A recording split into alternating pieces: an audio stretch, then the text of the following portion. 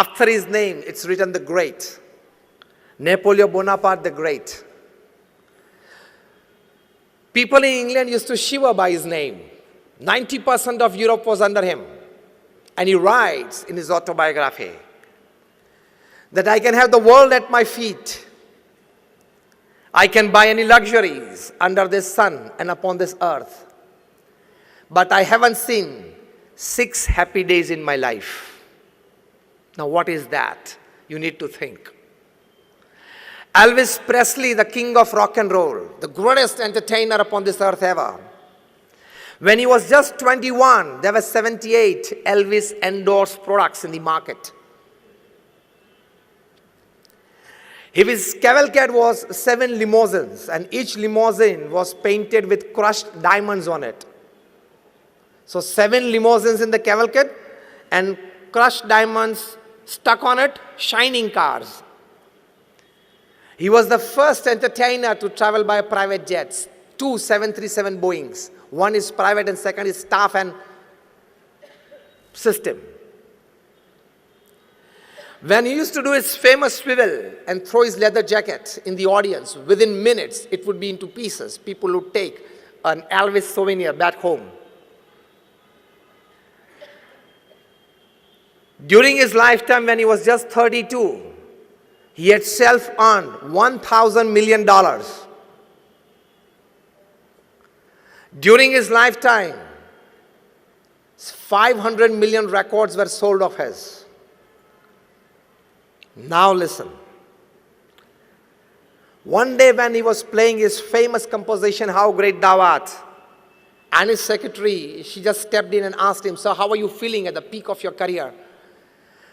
He dropped his hand from the piano, he dropped his head down and said, "Very alone." Every evening you are getting an audience of 1,000 plus. Every morning when you wake up and come in the gathering, you have 200 people to come to see you. And you say you are feeling very alone? And yes, it was true.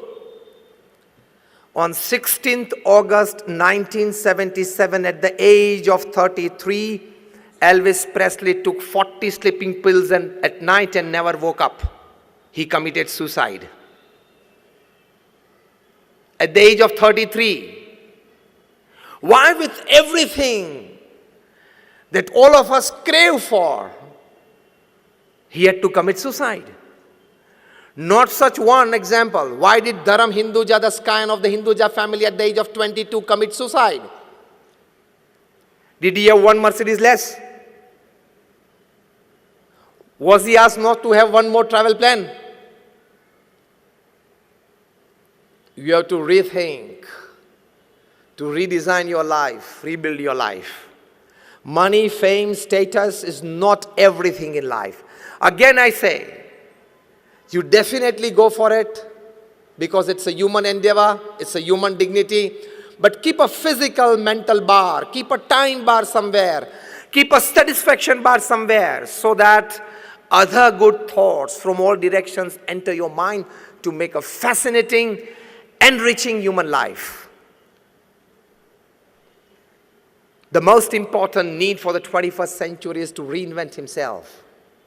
Of the 21st century man, to reinvent himself is the most important need. This is the second aspect to be understood before we start rethinking our goals. Recently a book is published, and the title of the book is What They Don't Teach You at Harvard. I'll give you the gist of it. The book contains that for the full development of yourself and to be very clear in your aims and goals in life, you need the complete development of 3 H in your life. First H is your hand. But when only the hand works, it is labor. Second H is your head. When the hand and the head, they work together, it becomes skill. And the third H is your heart. When the hand, head, and the heart all three work together, it becomes art. Make every act of your life an art. Put your heart fully into it. This is the essence.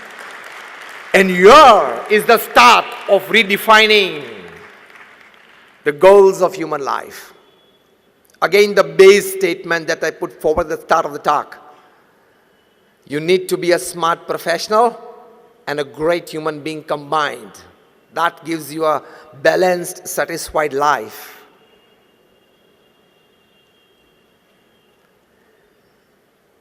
Ratan Tata, he was at a convocation day of a B school just about a couple of years back. And he told the fresh management graduates after all his experience in the corporate world of more than 60 years. He said that don't count your successes and don't count your luxuries by the amount of money that you have in your bank account, by the number of properties that you have accumulated, by the number of relationships that you have in your life, by your social networking skills. This is all not your wealth.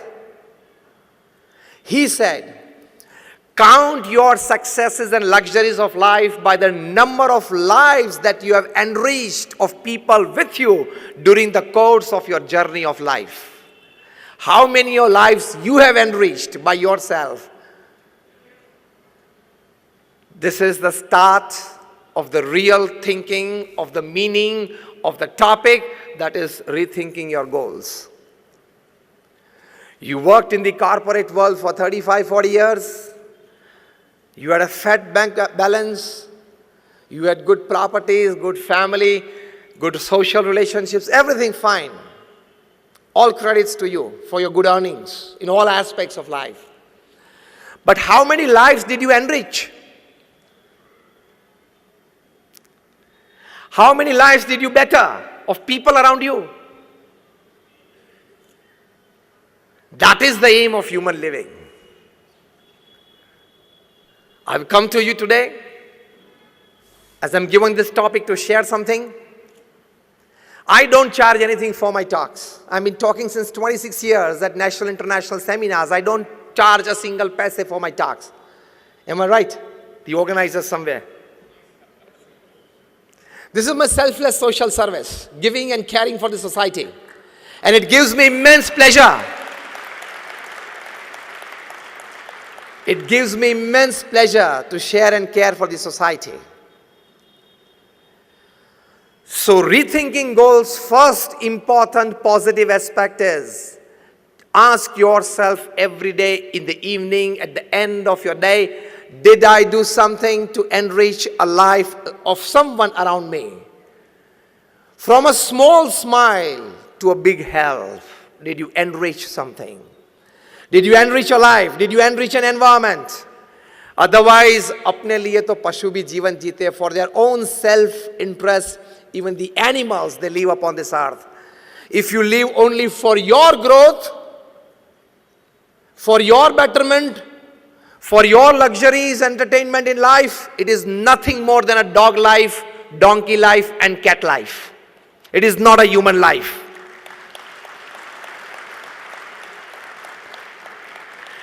If we all here are destined, and we are fortunate, we are specially blessed, all of us sitting, that we have things, many things, much more extra than an ordinary human being. Isn't it? In all ways of life. Then when you have that, you must spare some part of it, of your resources and time for the betterment of people, enriching people and environment around you. In terms of values, in terms of services, in terms of health, in terms of growth. Because when I talk to corporates and professionals, I tell them that the amount of money that you have in your bank account when you die is the extra work you did, you shouldn't have done. You should have spent that time doing some good activity for the upliftment of society.